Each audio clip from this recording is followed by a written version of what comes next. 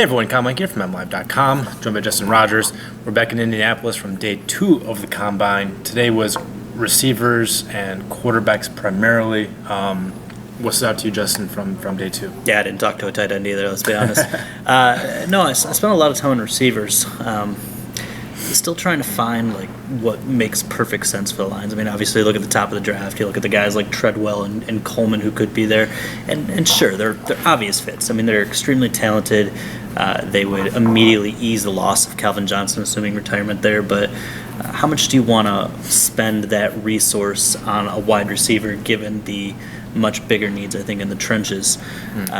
So you spend a lot of time looking at those middle tier guys, and there's a lot of talent there, but none that just, I guess if they really made you that excited, then they'd be first-round picks, One guy I'm really interested in is Leonte Carew, and it's a messed-up situation because the guy is super talented, and Jeff Risdon, friend of the program, put it best, and he said that the guy's dipped his toe into so many red flag pools, and the big one being he got in an altercation where he was breaking up a fight and slammed a female on the ground, was not charged, but domestic violence is a huge issue right now, and that's a borderline case, but how is that going to play into his draft stock? Well, it's worth noting that Jim Caldwell has said he has a zero-tolerance policy for domestic violence. Bob Quinn has said he has a zero-tolerance policy for domestic violence, and so they're kind of simpatico on that issue. I don't see the Lions necessarily drafting a guy who has an established domestic violence record. Yeah.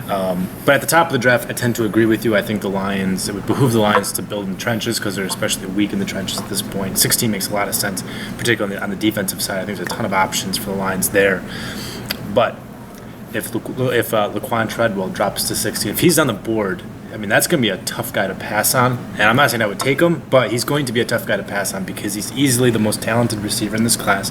And if your receiver depth chart reads Golden Tate, question mark, question mark, question mark, question mark, as the Lions does at this point going into free agency, that's going to be a tough guy to pass on because he is, there's some issues with him, particularly when it comes to his speed. He's not running here at the Combine, and it's not even an injury thing. It's just a matter of, well, he said today, I talked to him when he had his podium, and he had said that basically he was unhappy with the first gym that he went to work out at, so he switched programs and just he didn't feel ready to run the 40. But I think that's already a red flag. It's already a red flag to me because, I don't know. I think he should just be able to run here, but maybe that's just me. But if you run, my point is that if he runs fast enough, I don't even think this will be a dilemma for the Lions because I think he'll be gone.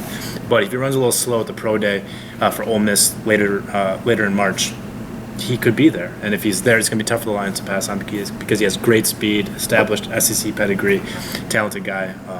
And he would be an instant starter. That's someone the Lions need. I think Coleman fits in that same classification. I think he's just he's 1B to Treadwell's 1A in my opinion. But later in the first round, according to most of the projections, I think that's probably fair. Yeah. Anywhere from 15 to early second round for that guy. Probably first round. Great deep threat. Baylor receivers have actually had some decent success in the NFL. You may have heard of Josh Gordon, who missed 2015, but extraordinarily talented.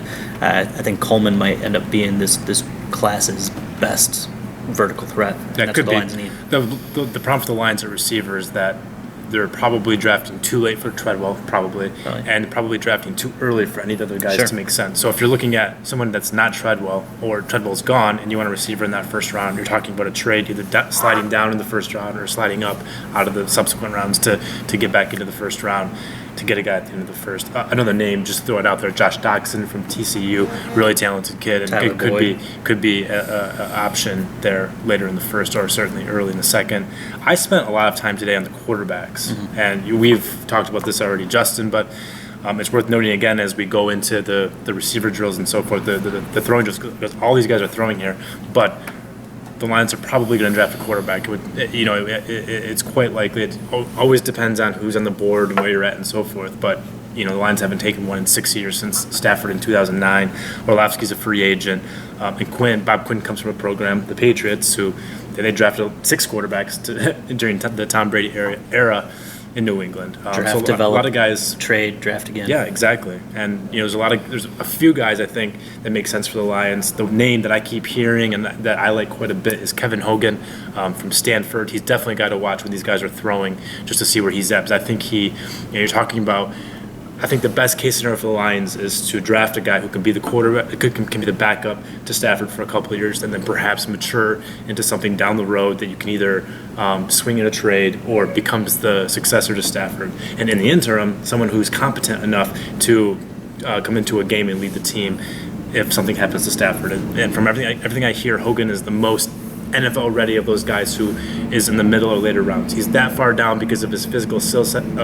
He's not a Stafford. There's no cannon on his right arm, but he's a smart guy. Comes from an extremely nuanced and sophisticated pro-style offense in Stanford, an offense that has produced a lot of NFL players in recent years. And I was talking to him today, and he's like, "Yeah, I did kills, I did checks, I did rebounds. If I was looking at the mic, and if I saw something I didn't like, I wasn't looking to the sideline to get the next read. It was me making the check down." These are all the things that a lot of college quarterbacks nowadays don't do, but it's something basically every NFL quarterback has to do, and that's something he has experience in. So I think Kevin Hogan's definitely named to watch for the Lions at that quarterback position, mid-round prospect. Yeah, and there's a good name of a good number of players in that mid-round class. I actually really like Hogan as well, so we're in agreement there. Driscoll from Louisiana Tech, Allen. Maybe a little bit more of a fringe name, Prescott out of Mississippi State, are a bunch of names that fit into that classification. Maybe lower down, even Nate Sudfeld from Indiana. Mechanically, maybe not as sound, but big guy, and sometimes just the physical measurements are enough to maybe take a risk on a guy late rounds to develop him and see if he can get to that next level to where he can be competent backup and also future trade bait.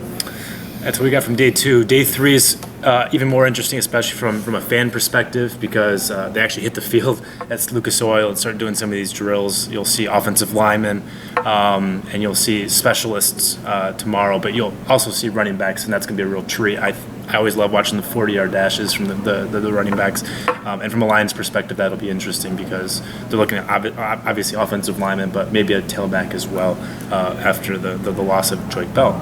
We'll be back there at Lucas Oil, so keep right here. Follow your coverage. For Justin Rogers, I'm Kyle Meinke. We are M Live. Keep right here.